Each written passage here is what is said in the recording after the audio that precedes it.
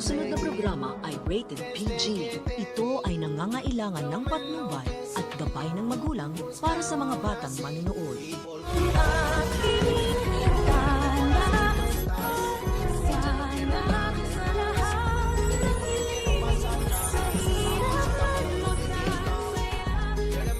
Wala na talagang katapusan ang pagiging bida nitong si Moira at nakakaiyamot na nga ring panoodin pagkat lahat na lang ay sa kanya pumapabor pagkat ang mga tao nga ni Balahadja na inutusan niya para manloob sa bahay ni Lynette at sinamahan ang nanay ng batang doktora para pumunta sa bangko upang mag-withdraw ng pera ay nagbago ng plano at ayaw nang tanggapin ang binibigay ni Lynette. Sa halip ay tatapusin na lang daw nila ang buhay nito pagkat nakapagtanggal na nga ng maskara ang isa sa mga hold-upper kaya't nakilala na ang pagkakakilanlan nito. Pero dahil dumating nga ang dalawang doktor na si Doc Katie at Doc Menor, kaya nagkaroon sila ng pagkakataon para't matakbuhan ang mga masasamang loob. Ngunit nang maabutan na sila ng mga ito, ay nagpahuli pa si Lynette kaya't naiwan siya at mag-isa na namang tinataguan ng hold-upper. Makaligtas pa kaya itong nanay ng batang doktora? Sa kabilang banda, todo bilin si Moira kay Zoe na bantayan daw ng maigi si Lolo Pepe. At kapag sinubukan nga daw ng matanda na tumakas, ay huwag daw siya magdalawang isip na barilin ito. Talagang tinuturuan niya ang anak niya na maging demonyita rin katulad niya.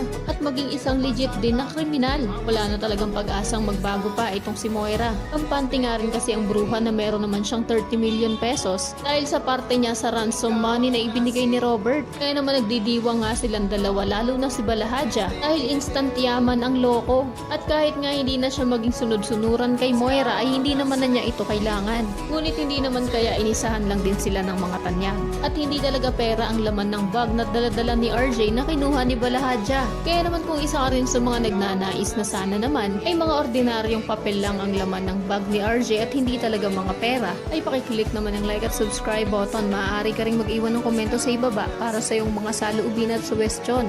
Maraming salamat sa iyong panonood.